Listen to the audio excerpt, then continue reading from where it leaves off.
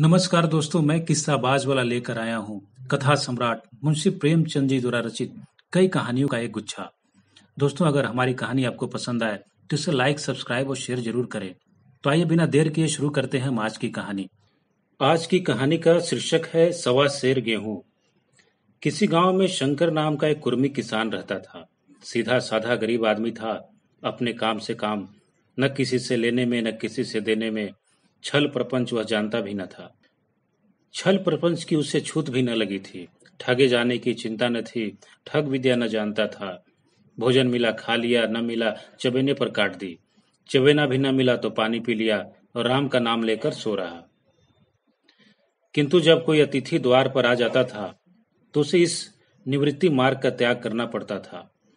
विशेषकर जब साधु महात्मा पदार्पण करते थे तो उसे अनिवार्यतः सांसारिकता की शरण लेनी पड़ती थी। खुद भूखा सो सकता था, पर साधु को कैसे भूखा सुलाता। एक दिन संध्या समय एक महात्मा ने आकर उसके द्वार पर डेरा जमाया। तेजस्वी मूर्ति थी। पीताम्बर गले में, जटा सिर पर, पीतल का कमंडल हाथ में, खड़ाऊ पैर में, ऐनक आंखों पर। संपूर्ण वेश उन महात्माओं का सा था जो रईसों के प्रसादों में तपस्या, हवा गाड़ियों पर, देवस्थानों की परिक्रमा और योग सिद्धि प्राप्त करने के लिए रुचिकर भोजन करते हैं।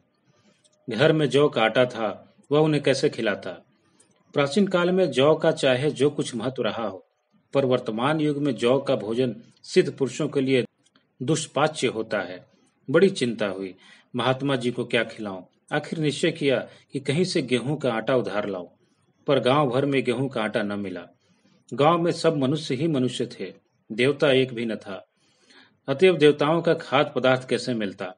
सौभाग्य से गांव के विप्र महाराज के यहाँ से थोड़ा सा मिल गया। उनसे सवा सेर गेहूं उधार लिया और स्त्री से कहा कि पीस दे। महात्मा ने भोजन किया और लंबी तान कर सोए। प्रातःकाल आशीर्वाद देकर अपनी राह ली। विप्र महाराज साल में 2 बार खलिहानी लिया करते थे। शंकर ने दिल में कहा, सवा सेर गेहूं इन्हें क्या लौटाऊं। पंसेरी बदले कुछ ज्यादा खलिहान दे दूंगा, यह भी समझ जाएंगे, मैं भी समझ जाऊंगा। चैत में जब विप्र जी पहुंचे तो उन्हें 1.5 पंसरी के लगभग गेहूं दे दिया और अपने को उऋण समझकर उसकी कोई चर्चा न की। विप्र जी ने फिर कभी न मांगा। सरल शंकर को क्या मालूम था कि यह सवा सेर गेहूं चुकाने के लिए मुझे दूसरा जन्म लेना पड़ेगा। 7 साल गुजर गए। विप्र जी विप्र से महाजन हुए। शंकर किसान से मजदूर हो गया। उसका छोटा भाई मंगल उससे अलग हो गया था। एक साथ रहकर दोनों किसान थे, अलग होकर दोनों मजदूर हो गए। शंकर ने चाहा कि द्वेष की आग भड़कने ना पाए, किंतु परिस्थिति ने उसे विवश कर दिया। जिस दिन अलग अलग चूल्हे जले, वह फूट फूट कर रोया। आज से भाई भाई शत्रु हो जाएंगे। एक रोएगा, दूसरा हंसेगा। एक के घर मातम होगा तो दूसरे के घर गुलगुले पकेंगे। प्रेम का बंधन, खून का बंधन, दूध का बंधन आज टूट जाता है। उसने भगीरथ परिश्रम से कुल मर्यादा का वृक्ष लगाया था। उसे अपने रक्त से सींचा था। उसको जड़ से उखड़ता देखकर उसके हृदय के टुकड़े हो जाते थे। 7 दिनों तक उसने दाने की सूरत तक न देखी। दिन भर जेठ की धूप में काम करता रहा और रात को मुंह लपेट कर सोता रहता। इस भीषण वेदना और दुस्सह कष्ट ने रक्त को जला दिया, मांस और मज्जा को घुला दिया। बीमार पड़ा तो महीनों खाट से न उठा। अब गुजर बसर कैसे हो। 5 बीघे के आधे रह गए। एक बैल रह गया। खेती क्या खाक होती। नौबत यहाँ तक पहुंची कि खेती केवल मर्यादा रक्षा का साधन मात्र रह गई। जीविका का भार मजदूरी पर आ पड़ा। 7 वर्ष बीत गए। एक दिन शंकर मजदूरी करके लौटा तो राह में विप्र जी ने टोक कर कहा, शंकर, कल आकर अपने बीज बैंक का हिसाब कर ले। तेरे यहाँ 5.5 मन गेहूं कब के बाकी पड़े हुए हैं और तू देने का नाम ही नहीं लेता। हजम करने का मन है क्या। मैंने तुमसे कब गेहूं लिए थे जो 5.5 मन हो गए। तुम भूलते हो, मेरे यहाँ किसी का छटांग भर न अनाज है और न 1 पैसा उधार। विप्र, इसी नियत का तो यह फल भोग रहे हो कि खाने को नहीं जुटता। यह कहकर विप्र जी ने उस सवा सेर गेहूं का जिक्र किया जो आज के 7 वर्ष पहले शंकर को दिए थे। शंकर सुनकर अवाक रह गया। ईश्वर, मैंने इन्हें कितनी बार खलिहानी दी, इन्होंने मेरा कौन सा काम किया। जब पोथी पत्र देखने, साहित्य सगुन विचारने द्वार पर आते थे, कुछ न कुछ दक्षिणा ले ही जाते थे। इतना स्वार्थ। सवा सेर अनाज को अंडे की भांति सेक कर आज यह पिशाच खड़ा कर दिया जो मुझे निगल जाएगा। इतने दिनों में एक बार भी कह देते, तो मैं गेहूं तौल कर न दे देता? क्या ऐसी नीयत से चुप साध बैठे रहे? बोला, महाराज, नाम लेकर तो मैंने उतना अनाज नहीं दिया, पर कई बार खलिहानों में सेर सेर, दो दो सेर दिया है। अब आप आज 5.5 मन मांगते हैं, मैं कहाँ से दूंगा? विप्र, लेखा जो जो बख्शीश 100 100। तुमने जो कुछ दिया होगा उसका कोई हिसाब नहीं, चाहे एक ही जगह 4 पसेरी दे दो। तुम्हारे नाम बही में 5.5 मन लिखा हुआ है, जिससे चाहे हिसाब लगवा लो। दे दो तो तुम्हारा नाम छेक दूं, नहीं तो और भी बढ़ता रहेगा। शंकर, पांडे, क्यों एक गरीब को सताते हो? मेरे खाने का ठिकाना नहीं, इतना गेहूं किसके घर से लाऊंगा? विप्र, जिसके घर से चाहे लाओ, मैं छटांग भर भी न छोड़ूंगा। यहाँ न दोगे, भगवान के घर तो दोगे? शंकर कांप उठा। हम पढ़े लिखे आदमी होते तो कह देते, अच्छी बात है, ईश्वर के घर ही दे देंगे। वहां की तौल यहाँ से कुछ बड़ी तो न होगी, कम से कम इसका कोई प्रमाण हमारे पास नहीं, फिर उसकी क्या चिंता? किंतु शंकर इतना तार्किक, इतना व्यवहार चतुर न था। एक तो ऋण, वह भी ब्राह्मण का, बही में नाम रह गया तो सीधे नरक में जाऊंगा। इस ख्याल से ही उसे रोमांच हो गया। बोला, महाराज, तुम्हारा जितना होगा यहीं दूंगा, ईश्वर के यहाँ क्यों दूं? इस जन्म में तो ठोकर खा ही रहा हूँ, उस जन्म के लिए क्यों कांटे बोऊं? मगर यह कोई न्याय नहीं है। तुमने राई का पर्वत बना दिया। ब्राह्मण होके तुम्हें ऐसा नहीं करना चाहिए था। उसी घड़ी तगादा करके ले लिया होता तो आज यह मेरे सिर पर इतना बड़ा बोझ क्यों पड़ता? मैं तो दे दूंगा, लेकिन तुम्हें भगवान के यहाँ जवाब देना पड़ेगा। विप्र, वहां का डर तुम्हें होगा, मुझे क्यों होने लगा? वहां तो सब अपने ही भाई बंधु हैं, ऋषि मुनि सब तो ब्राह्मण ही है, देवता ब्राह्मण है, जो कुछ बने बिगड़ेगी संभाल लेंगे। तो कब देते हो? शंकर, मेरे पास रखा तो है नहीं, किसी से मांग चांग कर लाऊंगा तभी न दूंगा। विप्र, मैं यह न मानूंगा, 7 साल हो गए, अब एक दिन का भी मुलाहिजा न करूंगा। गेहूं नहीं दे सकते तो दस्तावेज लिख दो। शंकर, मुझे तो देना है, चाहे गेहूं लो चाहे दस्तावेज लिखवाओ। किस हिसाब से दाम रखोगे? विप्र, बाजार भाव 5 सेर का है, तुम्हें 5.25 सेर का काट दूंगा। शंकर, जब दे ही रहा हूं तो बाजार भाव काटूंगा, पाव भर छुड़ा कर क्यों दोषी बनूं? हिसाब लगाया तो गेहूं के दाम 60 रुपए हुए। 60 रुपए का दस्तावेज लिखा गया, 3 रुपए सैकड़े सूद। साल भर में न देने पर सूद की दर 2.5 रुपए सैकड़े। 8 आने का स्टाम्प, 4 आने दस्तावेज की तहरीर शंकर को ऊपर से देनी पड़ी। गांव भर ने विप्र जी की निंदा की, लेकिन मुंह पर नहीं। महाजन से सभी का काम पड़ता है, उसके मुंह कौन आए? शंकर ने साल भर तक कठिन तपस्या की। मियाद के पहले रुपए अदा करने का उसने व्रत सा कर लिया।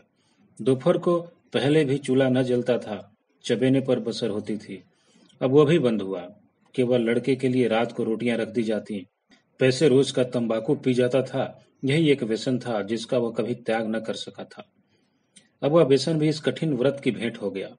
उसने चिल्लम पटक दी, हुक्का तोड़ दिया और तंबाकू की हांडी चूर चूर कर डाली। कपड़े पहले भी त्याग की चरम सीमा तक पहुंच चुके थे, अब वह प्रकृति की न्यूनतम रेखाओं में आबद्ध हो गए। शिशिर की अस्थि भेदक शीत को उसने आग ताप कर काट दिया। इस संकल्प का फल आशा से बढ़कर निकला। साल के अंत में उसके पास 60 रुपए जमा हो गए। उसने समझा, पंडित जी को इतने रुपए दे दूंगा और कहूंगा, महाराज, बाकी रुपए भी जल्द ही आपके सामने हाजिर करूंगा, और 15 रुपए की ही तो बात है, क्या पंडित जी इतना में भी न मानेंगे? उसने रुपए लिए और ले जाकर पंडित जी के चरण कमलों में अर्पण कर दिए। पंडित जी ने विस्मित होकर पूछा, किसी से उधार लिए क्या? शंकर, नहीं महाराज, आपके असीम से सबकी मजदूरी अच्छी मिली। विप्र, लेकिन यह तो 60 रुपए ही है। शंकर, हाँ महाराज, इतने अभी ले लीजिए, बाकी मैं 2-3 महीने में दे दूंगा। मुझे उरीन कर दीजिए। विप्र, उरीन तो तभी होगे जबकि मेरी कौड़ी कौड़ी चुका दोगे। जाकर मेरे 15 रुपए और लाओ। शंकर, महाराज, इतनी तो दया करो, अब सांझ की रोटियों का भी ठिकाना नहीं है, गांव में हूं तो कभी न कभी दे ही दूंगा। विप्र, मैं यह रोग नहीं पालता, न बहुत बातें करना जानता हूँ। अगर मेरे पूरे रुपए न मिलेंगे तो आज से 3 रुपए सैकड़े का ब्याज लगेगा। अपने रुपए चाहे अपने घर में रखो, चाहे मेरे यहाँ छोड़ जाओ। शंकर, अच्छा, जितना लाया हूँ उतना रख लीजिए, मैं जाता हूँ, कहीं से 15 रुपए और लाने की फिक्र करता हूँ। शंकर ने सारा गांव छान मारा, मगर किसी ने रुपए न दिए। इसलिए नहीं कि उसका विश्वास न था या किसी के पास रुपए न थे, बल्कि इसलिए कि पंडित जी के शिकार को छेड़ने की किसी की हिम्मत न थी। क्रिया के पश्चात प्रतिक्रिया नैसर्गिक नियम है। शंकर साल भर तक तपस्या करने पर भी जब ऋण से मुक्त होने में सफल न हो सका तो उसका संयम निराशा के रूप में परिणित हो गया। उसने समझ लिया कि इतना कष्ट सहने पर भी साल भर में 60 रुपए से अधिक न जमा हो सका, तो अब और कौन सा उपाय है जिसके द्वारा इसके दुगने रुपए जमा हो। जब सिर पर ऋण का बोझ ही लादना है तो क्या मन भर का और क्या सवा मन का। उसका उत्साह क्षीण हो गया, मेहनत से घृणा हो गई। आशा उत्साह की जननी है, आशा में तेज है, बल है, जीवन है। आशा ही संसार की संचालक शक्ति है। शंकर आशाहीन होकर उदासीन हो गया। वह जरूरतें जिनको उसने साल भर तक टाल रखा था अब द्वार पर खड़ी होने वाली भिखारनी न थी, बल्कि छाती पर सवार होने वाली पिशाचनियां बन गई थीं, जो अपनी भेंट के लिए बिना जान लिए नहीं छोड़ती। कपड़ों में चकतियों के लगने की भी एक सीमा होती है। अब शंकर को चिट्ठा मिलता तो वह रुपए जमा न करता, कभी कपड़े लाता, कभी खाने की कोई वस्तु। जहाँ पहले तंबाकू ही पिया करता था वहाँ अब गांजे और चरस का चस्का भी लगा। अब उसे रुपए अदा करने की भी कोई चिंता न थी, मानो उसके ऊपर किसी का एक पैसा भी नहीं आता। पहले जूड़ी चढ़ी होती थी, पर वह काम करने अवश्य जाता था। अब काम पर न जाने के लिए बहाना खोज करता। इस भांति 3 वर्ष निकल गए। विप्र जी महाराज ने एक बार भी तकाजा न किया। वो चतुर शिकारी की भांति अचूक निशाना लगाना चाहते थे। पहले से शिकार को चौकन्ना उसकी नीति के लिए विरुद्ध था।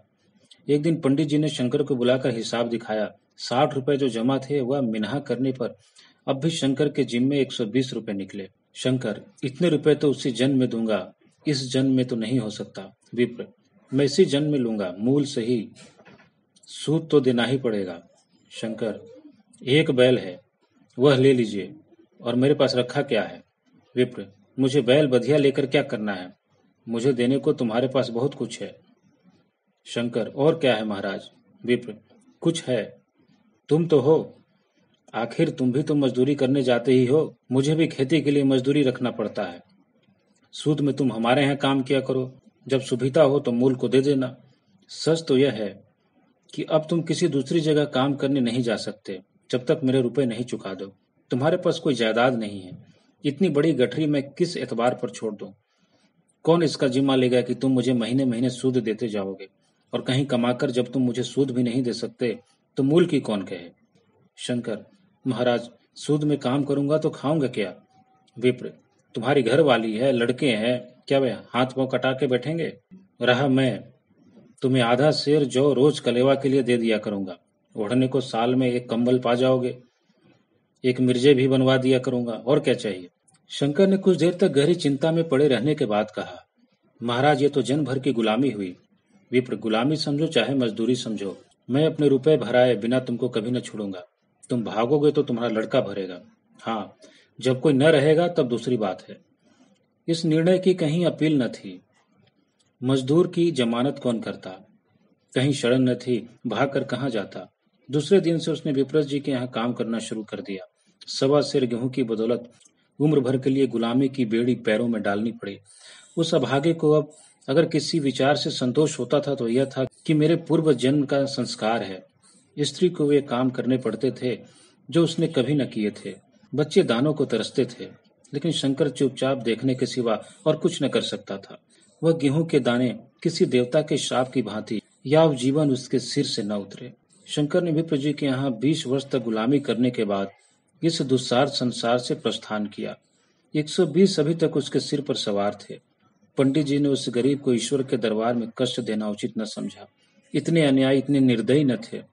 उसके जवान बेटे की गर्दन पकड़ी। आज तक वह विप्र जी के यहाँ काम करता है। उसका उद्धार कब होगा, होगा भी या नहीं, ईश्वर ही जाने। धन्यवाद।